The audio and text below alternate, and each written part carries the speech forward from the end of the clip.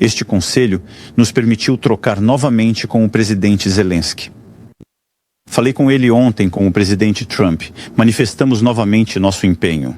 Por trás, a Ucrânia, a mobilização de nossos financiamentos, em particular, os 18 bilhões de empréstimos, era que também permitirão adquirir equipamentos militares. Nossa vontade de obter uma paz sólida e duradoura, e assim, em particular, apoiamos evidentemente a proposta americano-ucraniana, de um cessar-fogo de 30 dias que permita abrir tais discussões. E a esse respeito, a resposta parcial muito decepcionante da Rússia, espero, é apenas uma recusa momentânea.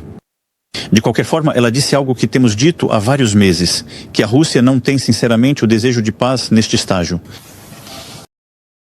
Além disso, pude relatar as diferentes conversas nos últimos dias com o presidente Zelensky e o presidente Trump. Após a reunião que ocorreu na semana passada em Paris, dos chefes de Estado-Maior, a reunião dos subchefes operacionais, ontem e hoje em Londres, realizaremos uma cúpula da coalizão dos voluntários. Na próxima quinta-feira em Paris, com a presença do presidente Zelensky. E finalizaremos nossos trabalhos de apoio a curto prazo ao exército ucraniano. De defesa de um modelo de exército ucraniano durável e sustentável para prevenir invasões russas e então as garantias de segurança que os exércitos europeus podem oferecer. E além disso, todo o cronograma será finalizado nos próximos dias.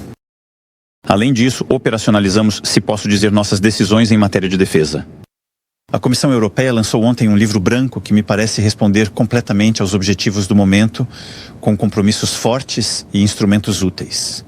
Uma preferência europeia, uma mudança doutrinária profunda, e nós lutamos muito por isso. Agora temos uma estratégia para rearmar plenamente a Europa, ou seja, rearmar e recuperar nossa independência nos próximos 5 anos. E esse é o ritmo certo, e sabemos que é um investimento extremamente importante para nossos orçamentos nacionais, assim como para o orçamento europeu. Em seguida, tivemos uma discussão sobre a competitividade, que é de certa forma um debate gêmeo do debate sobre defesa e segurança. Porque ao mesmo tempo que devemos nos rearmar, ser mais independentes, proteger nossas fronteiras e nossa vizinhança, é claro que precisamos ter mais crescimento, mais riqueza na Europa, tanto para financiar essas despesas, quanto nossos modelos sociais. E, portanto, a necessidade da Europa é ter mais crescimento. E assim, revisamos tanto as propostas feitas pela Comissão, dando-lhe mandatos claros sobre vários assuntos, e tivemos uma discussão com a presidente do Banco Central Europeu e o presidente do Eurogrupo. A chave por trás disso é a política de simplificação. Além do que foi feito em fevereiro, a Europa deve continuar a simplificar suas regras para ser mais competitiva. Uma política, então, de tratamento setorial, onde temos dificuldades. E assim, o que foi feito no setor automotivo, na química, no aço, são respostas muito boas. Nós pressionamos muito por elas e isso é uma coisa boa e vai nos permitir salvar capacidades na Europa. E então, uma política de investimento em nossas prioridades, onde temos dependências. Neste pacote de competitividade, sabemos que a união dos mercados de capitais, a titularização, a simplificação da regulação bancária são elementos-chave. Também porque nossa Europa precisa mobilizar mais sua poupança abundante para financiar seu crescimento e o capital próprio de suas empresas. O debate permitiu assim dar um mandato claro à Comissão e continuaremos a avançar com decisões profundas nas próximas semanas. O Conselho também permitiu cobrir vários outros assuntos. A situação no Oriente Médio, tive a oportunidade de fazê-lo, ontem, na presença do rei da Jordânia, e de condenar muito claramente o fim do cessar-fogo em Gaza. E defendemos um cessar-fogo que é indispensável, a libertação de todos os reféns pelo Hamas, que é uma necessidade, e uma solução política de 2 estados que defendemos. E o plano para Gaza, que foi feito pelos Estados Árabes, é um elemento que apoiamos isso. E eu terei recebido o rei da Jordânia ontem, falado com o príncipe herdeiro da Arábia Saudita, irei ao Egito para uma visita de Estado nos dias 7 e 8 de abril próximos, onde terei uma sessão dedicada a este assunto. Como você sabe, a França e a Arábia Saudita têm a responsabilidade conjunta desta conferência para os 2 estados. Também mencionamos a questão do Líbano, de sua estabilidade, e receberei em alguns dias o presidente Aoun para sua primeira visita à Europa. E então discutimos a Síria e a necessidade, de fato, de retornar à calma, de se comprometer contra o terrorismo. Também voltarei nos próximos dias chamando o presidente de transição Al-Shara A discussão desta noite, por fim, voltou-se para a preparação do próximo orçamento, a necessidade de liberar recursos próprios e de ter um orçamento que responda aos desafios do momento em termos de defesa.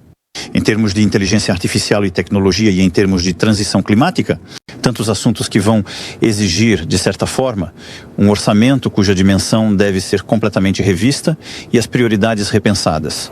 Foi uma discussão ainda muito exploratória. Era isso que eu queria lhes dizer como relatório deste Conselho. Vocês entenderam? Etapas estão por vir sobre a questão e sobre a guerra na Ucrânia. A reunião da coalizão com o presidente Zelensky na próxima quinta-feira. No plano de Gaza, a situação no Oriente Médio, a reunião que realizaremos no início de abril no Egito e então a recepção que farei ao presidente Aoun em alguns dias. Finalmente, eu queria dizer uma palavra para o chanceler Olaf Scholz.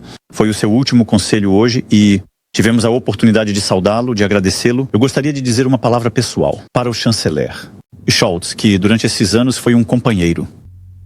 Obrigado, André. Parabéns, porque o primeiro-ministro da Croácia está partindo e ele acabou de vencer a equipe de futebol da França com seu time.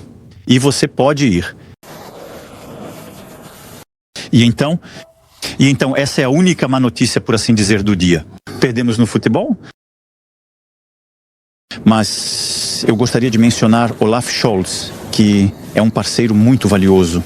Em particular, o roteiro de Melsberg foi um momento importante. Estabelecemos prioridades juntos para a nossa Europa. Eu digo que estaremos em condições de anunciar os detalhes concretos. Sim. Não estamos longe disso, já que ainda não temos o início de um cessar-fogo.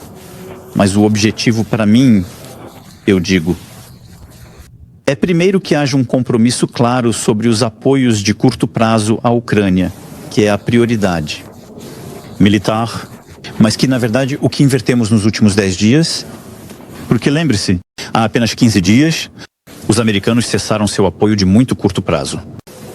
E então a situação era muito crítica. Tudo isso mudou completamente, mas 15 dias, então vamos tentar engajar de qualquer forma tudo. Mas nós também vamos especificar quais, considerando que há uma estabilização do lado americano. Então, isso é uma primeira coisa. Em seguida, vamos tentar. Fizemos um grande trabalho com os britânicos sobre as condições para enquadrar o cessar-fogo. E então acho que será a tua oportunidade de discutir isso, de especificá-lo, e o que é importante para dar credibilidade, qualquer que seja o cessar-fogo no momento em que ocorrer. E o objetivo também é, em seguida, especificar os diferentes níveis de apoio à Ucrânia após a paz. Aquele para um exército ucraniano e aquele eventualmente de implantação. Mas tudo isso é importante mostrar que há algo credível, para também tranquilizar nossos amigos ucranianos e ter uma posição forte na negociação que está por vir. Sobre os 150 bilhões e os recursos financeiros disponíveis ao serviço intereuropeu, eu gasto. Há unanimidade hoje. Sobre os cálculos dos ressuscitantes também? Lá há uma diferença? Então, sobre a defesa europeia, há uma unanimidade total hoje. Há uma convicção de todos de que precisamos aumentar nossos gastos para reforçar o modelo dos exércitos para vários países, para aumentar nossa autonomia estratégica em vários países. A França está menos preocupada do que os outros, ela tem mais autonomia. Na Europa, devemos trabalhar na resiliência e autonomia das cadeias. E em toda parte, temos dependências desenvolvidas, capacidades europeias. E é também o meio de financiar programas comuns de pesquisa e programas industriais comuns para comprar europeu. E ter essa autonomia, essa independência a longo prazo. Sobre isso, há unanimidade dos Estados-membros. Existem os primeiros instrumentos propostos pela Comissão, flexibilidades para gastar mais em nossos orçamentos, redirecionamentos de fundos para orientá-los para a defesa. Os 150 bilhões mencionados são empréstimos permitidos pela União Europeia, permitindo avançar mais rápido em compras conjuntas, simplificando procedimentos e tendo empréstimos de longo prazo para sustentar. Sobre isso, todos estão de acordo? Eu não. Senhor presidente, estou na França, conheço 37 militares comigo. É para os militares americanos. Eu não diria que existem 3 conceitos militares. A OTAN sempre funcionou assim. A OTAN é uma aliança que define regras de solidariedade e que define a interoperabilidade. Sempre houve vários padrões. E então hoje, na verdade, temos e continuaremos a ter padrões quase tantos quanto por país. E quando você olha hoje para os padrões que você tem na única Europa, em certas capacidades você tem cerca de 20. Então, aquilo em que acreditamos, o que eu defendo há vários anos, o que endossamos nos conselhos sucessivos da OTAN e, em particular, no Conselho Europeu de Versalhes, onde construímos este conceito de autonomia estratégica, é um pilar europeu da OTAN. O que está acontecendo é que este pilar europeu da OTAN está se fortalecendo e que diz, devemos participar mais da nossa própria segurança, devemos participar mais nas garantias de segurança. Amanhã, na Ucrânia, devemos ter mais autonomia em capacidades. Isso é um avanço, mas isso não é um enfraquecimento da OTAN.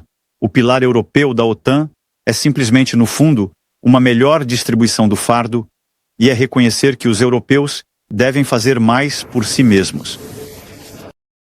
Fizemos para financiar justamente esse rearmamento. Então, como você viu, há um empréstimo de outro. Usamos a comissão, de certa forma, para emprestar aos estados. Tivemos uma discussão exploratória sobre o orçamento. Estou convencido de que, ao mesmo tempo, para começar a reembolsar as dívidas do pré-Covid e para poder enfrentar as despesas, que são as nossas em termos de inteligência artificial, defesa e clima, onde, na verdade, metemos um muro de investimento na próxima década. É impossível ter um muro de investimento que provavelmente ocorrerá entre 5 a 10 anos. E, a partir de 2028, os reembolsos do empréstimo de recuperação. É impossível. Portanto, teremos que fazer novamente um empréstimo comum. Hoje, isso não é nada consensual. Não, é muito cedo para dizer.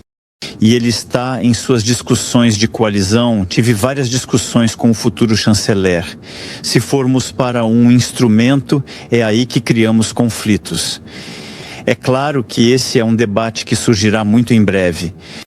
E eu sou a favor disso, porque quando você olha, mesmo que apenas a zona do euro, em termos agregados em relação aos Estados Unidos, estamos muito subendividados, não usamos suficientemente a alavancagem financeira, e em particular desde a crise financeira, e portanto precisamos de fato dessa capacidade.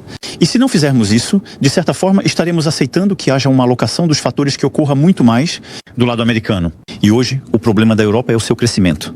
O problema da Europa, e na verdade o problema da França, ainda mais é a criação de riqueza por habitante. E isso está ligado, para a França, a uma quantidade de trabalho por habitante que é inferior a vários outros na Europa. Mas para todos os europeus há uma produtividade e, sobretudo, uma inovação difundida na economia que é inferior.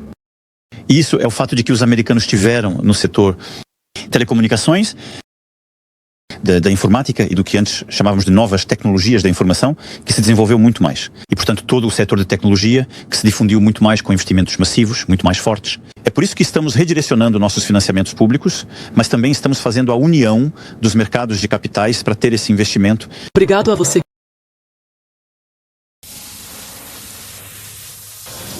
Então, é um debate que está em andamento. Hoje demos a tarefa à Comissão de trabalhar e voltar com o esquema. A união dos mercados de capitais é muito importante. Para que seja concreto, o que isso significa e para que serve? A Europa é o continente que tem mais poupança. Simplesmente, essa poupança hoje não está sendo alocada corretamente, ou seja, ela vai muito para financiamentos que são obrigacionistas, ou seja, dívida de empresas ou de estados, mas não é rentável o suficiente quando é investida em capital próprio europeu. Por quê? Porque esse mercado não é integrado. E então, por exemplo, quando você tem poupança na Alemanha, se quiser investir em uma PME, na Espanha, em tal ou tal setor, você paga muitos custos porque esse mercado não é integrado. É muito lento, pode levar muito tempo, dependendo da natureza da ação que você compra. E é caro. E então é tudo isso que precisamos simplificar. E assim, a prioridade, se quisermos ser concretos, é você ter sistemas de informática e IA integrados, reduzir os custos, etc. E no final de todo esse castelo, dessa catedral, há a questão da supervisão que conhecemos no setor bancário. Lá há sensibilidades, porque há países que são a favor, contra, etc. Isso não deve ser um elemento bloqueador. E, aliás, isso não nos bloqueou hoje. Então veremos no final qual sistema de supervisão preferimos. Pode ser um sistema integrado com vários supervisores, o que conseguimos fazer em alguns casos. Temos o sistema de supervisão bancária, temos o sistema das autoridades de concorrência, por exemplo. Há um sistema comum. Saberemos inventar. Realizar rapidamente reduz custos de transação. E permitir que a poupança na Europa vá para as inovações, as PME, e promova o crescimento.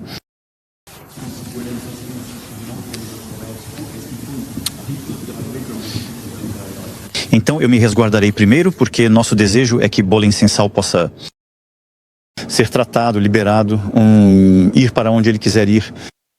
E assim, se ele desejar deixar a Argélia, que ele possa deixá-la. E então eu acho que o que aconteceu é obviamente muito grave. Eu desejo que as autoridades esperem o julgamento, que espero ocorrerá rapidamente, mas eu tenho confiança no presidente Tebboune e sua clarividência para saber que tudo isso não é sério e que estamos lidando com um grande escritor que, além disso, está doente. E então eu acho que ele deve recuperar sua liberdade, a capacidade de se tratar, e é nesse sentido que estamos lutando. Eu não misturarei o destino deste grande escritor, deste homem e deste cidadão também francês, como você sabe, com o restante do assunto sobre o qual terei a oportunidade de me expressar no momento oportuno. Várias mensagens foram trocadas e eu desejo que possamos encontrar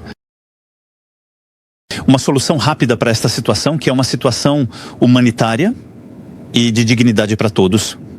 Então eu acho que isso é crucial e também para a Argélia.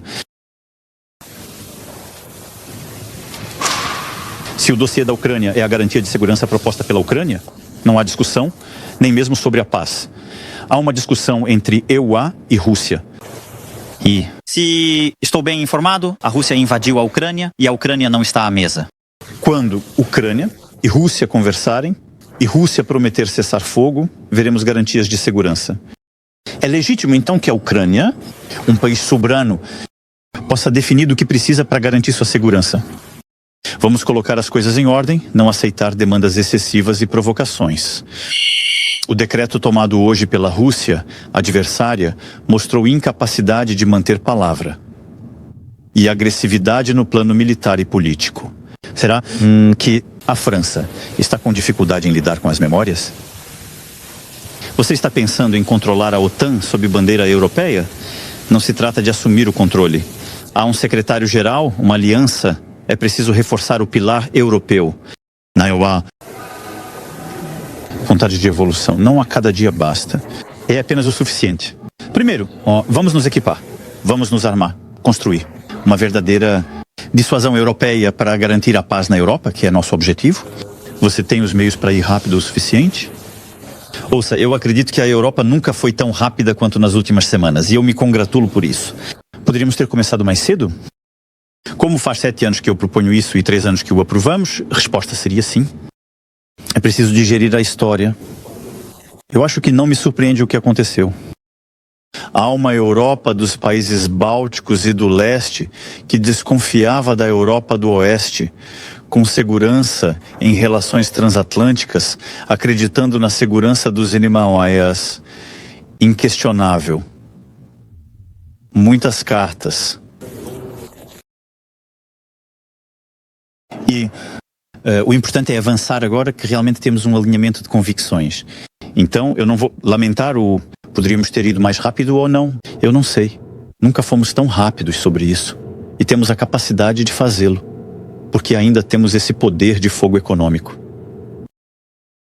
Antes de me despedir, vou apenas lembrar um número. Europa é 10 vezes o PIB da Rússia, União Europeia.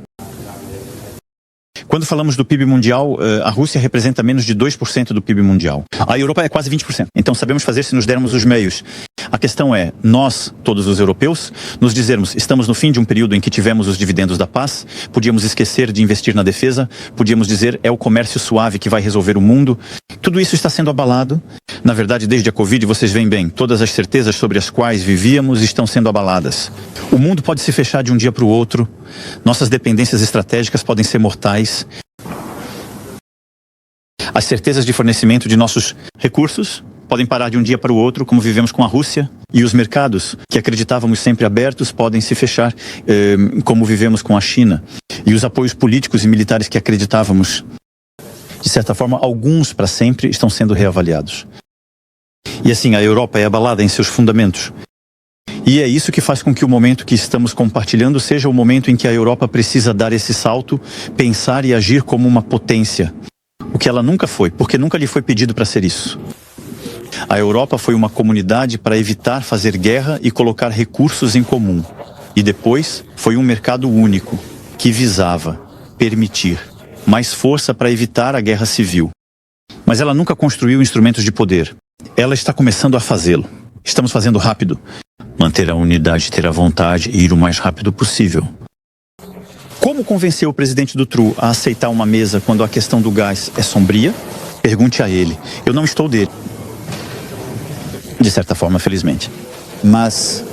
não, acho que primeiro precisamos mostrar compromisso. Precisamos mostrar que continuamos apoiando os ucranianos e sua resistência, porque tudo o que alimenta a desordem faz parte da estratégia russa, alimentar a desordem e o abandono para desistir. Portanto, estamos determinados a apoiar a Ucrânia em sua resistência. E então, é mostrar que somos credíveis no dia em que uma paz for assinada, para que essa paz seja duradoura e, de certa forma, protegida. Nós queremos proteger a paz? Quando falamos de garantias de segurança, fazemos para a paz. Os europeus não são potências belicosas. Proteger a paz na Ucrânia. Para nós, no flanco leste, na Europa, e dissuadir ataques.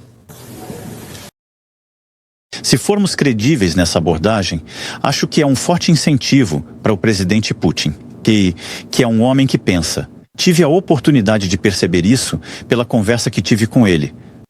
Ele verá nesse momento que, muito claramente, ele deve mudar sua posição. Obrigado, muito boa sorte.